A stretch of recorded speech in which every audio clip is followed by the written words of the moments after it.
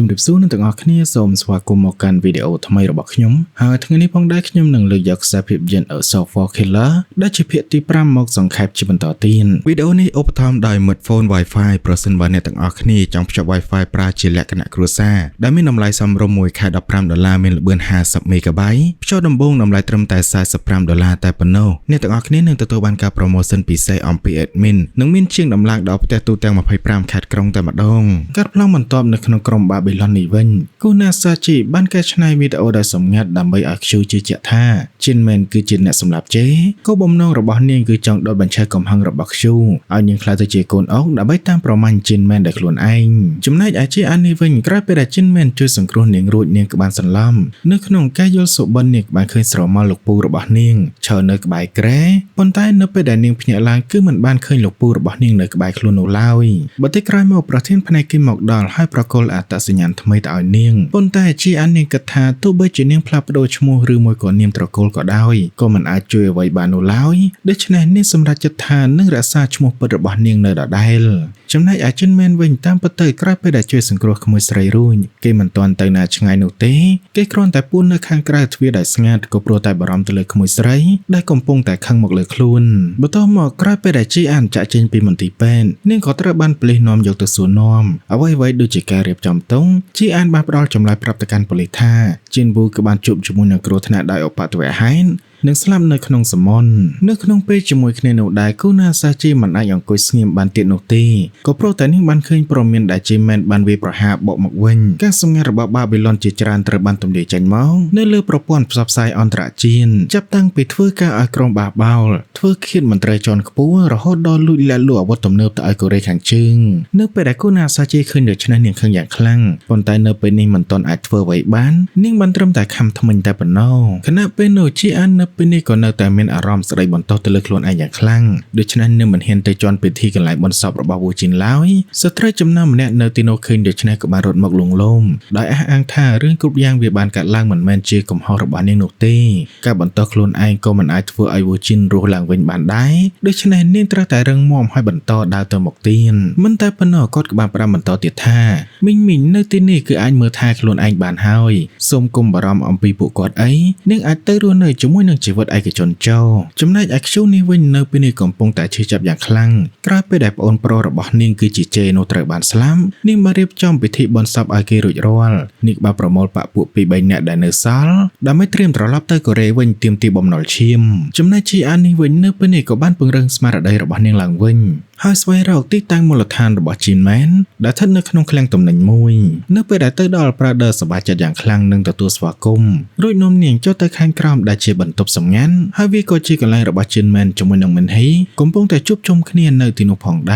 រនៅពេលដែលជីអានទៅដល់ Jinman ក៏នៅតែរក្សាទឹកមុខយ៉ាងស្ងប់ស្ងាត់គេបាននាំក្មួយស្រីចូលទៅបន្ទប់សម្រាកប៉ុន្តែជីអានក៏បានសួរថាតើលោកពូមានដំឡើងកាមេរ៉ាសុវត្ថិភាពដើម្បីតាមដាននាងនៅទីនេះដែរឬទេ Jinman ឮដូច្នេះក៏អះអាងថាគឺមិនមាននោះទេប៉ុន្តែតាមពិតទៅគឺជាការកុហកតែប៉ុណ្ណោះក៏ព្រោះតែ Jinman បានដំឡើងវារួចជាស្រេចបាត់ទៅហើយតាំងពីមុនពេលដែលនាងមកដល់ទីនេះឯណោះ Jinman ក៏ចាប់ផ្ដើមមានអារម្មណ៍ភ័យខ្លាចថាក្មួយស្រីដឹងគេក៏បានរត់ទៅបិទហើយប្រាប់ Prader ឲ្យដាក់ឧបករណ៍មនុស្សចេញភ្លាមមុនពេលដែលនាងដឹងរីឯ G អានវិញក្រោយពេលដែលរកលោកពូរបស់នាងឃើញនាងក៏មិនទាន់ធូរស្បើយអំពីការឈឺចាប់ដ៏ធំធេងមួយនេះនាងបានវាយទៅលើមុខរបស់ខ្លួនឯងខ្លាំងៗដើម្បីបង្ខំឲ្យនាងភ្ញាក់រលឹកឡើងវិញយើងកាន់មកខាង Babylon នេះវិញគូណាសាជីកំពុងតែត្រូវបានប្រធានសាខារបស់ Babylon ជុំវិញពិភពលោកសួរដេញដោលយ៉ាងខ្លាំងក្លាអំពីការលេចធ្លាយព័ត៌មានទិន្នន័យចេញទៅខាងក្រៅដែលបង្កឲ្យមានការខាតបង់យ៉ាងហោចណាស់$20,000 លាននិងធ្វើឲ្យអង្គភាពធ្លាក់ចូលទៅក្នុងការមិនទុកចិនរបស់បណ្ដាប្រទេសដែលធ្លាប់សហការគ្នាមិនតែប៉ុណ្ណោះមេខ្លោងធ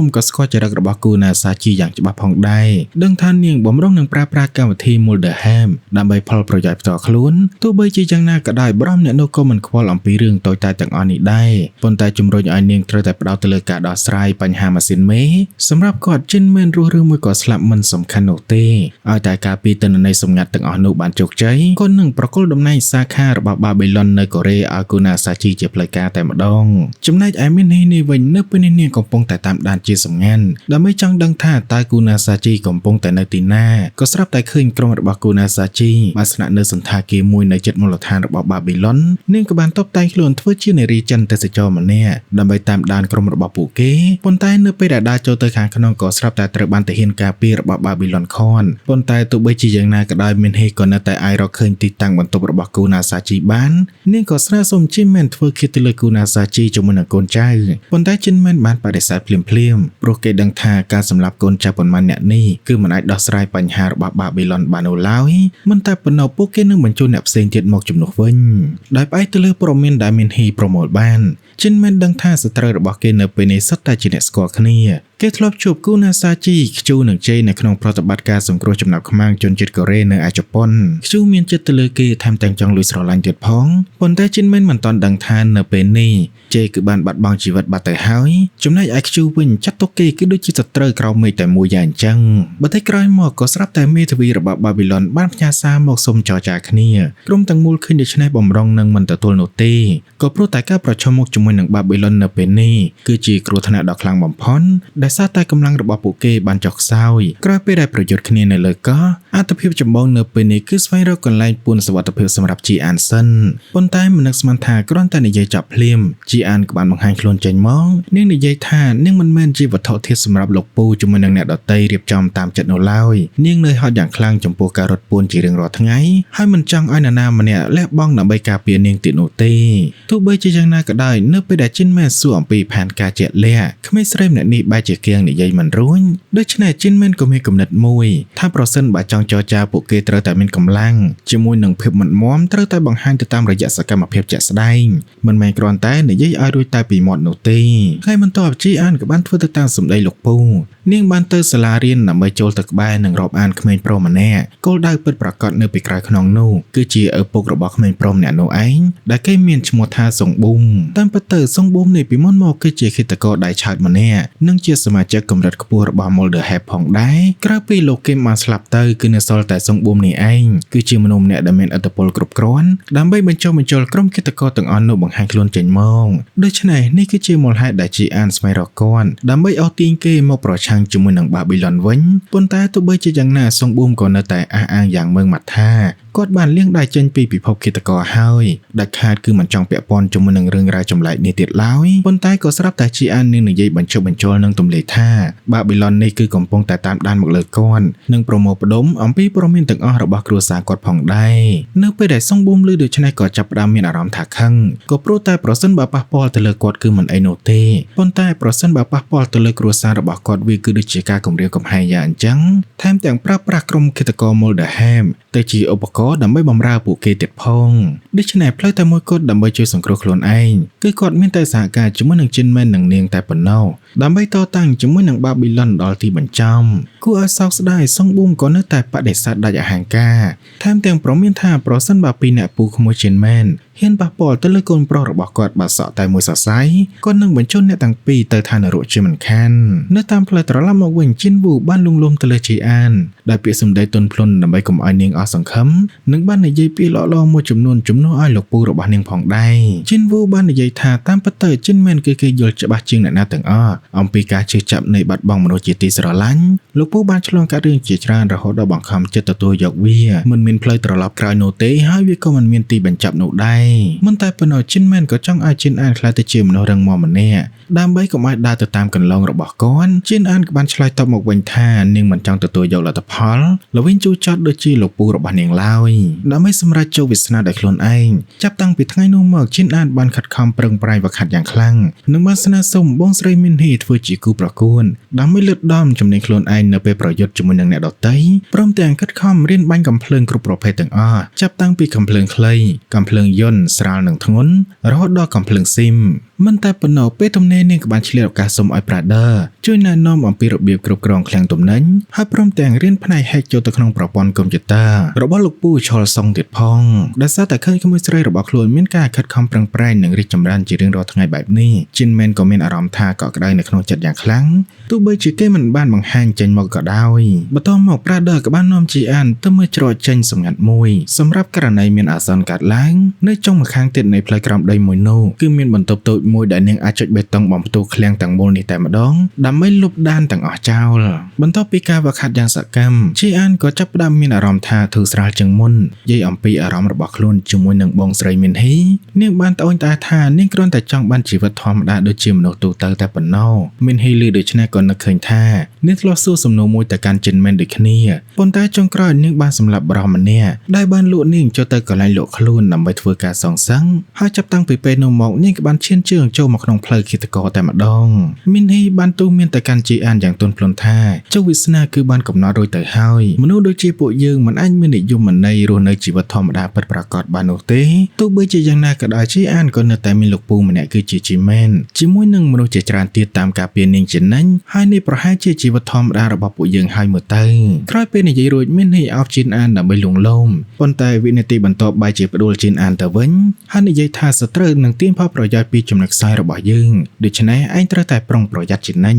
នៅថ្ងៃបន្ទាប់ជីនអានក៏បានហៅអ្នកទាំងអស់គ្នាមកប្រជុំដើម្បីរៀបចំផែនការនៅថ្ងៃដដែលនោះផងដែរគូណាសាជីខាងបាប៊ីឡុនក៏ទទួលបានសញ្ញាសូមចរចាពីខាងជីនមែនបន្ទាប់មកជីនអានក៏បានទៅកន្លែងណាត់ជួបបង្ហាញខ្លួនយ៉ាងអង្អាចនៅក្នុងនាមជាអ្នកតំណាងក្រុម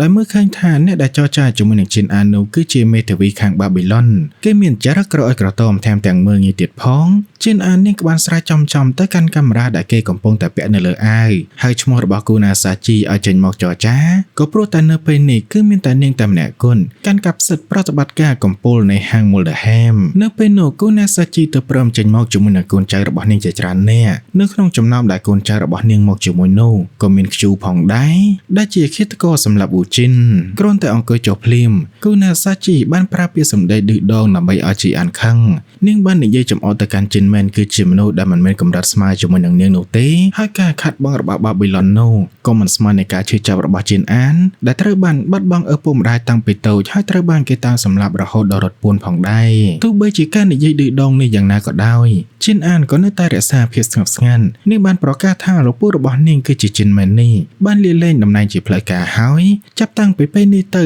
គ្មានពាក់ព័ន្ធអ្វីជាមួយនឹង Mulderham ទៀតនោះទេ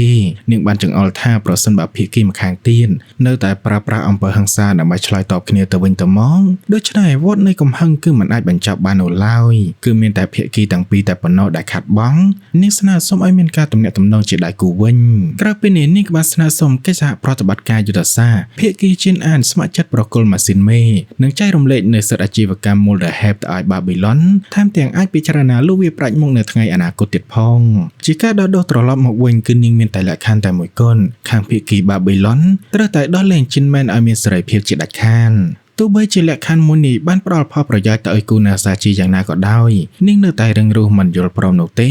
ថែមទាំងនិយាយថាទោះបីជាជីនមែនមានក្បាល10ក៏ដោយក៏មិនអាចសងនឹងការខាត់បង់របស់នាងបានដែរ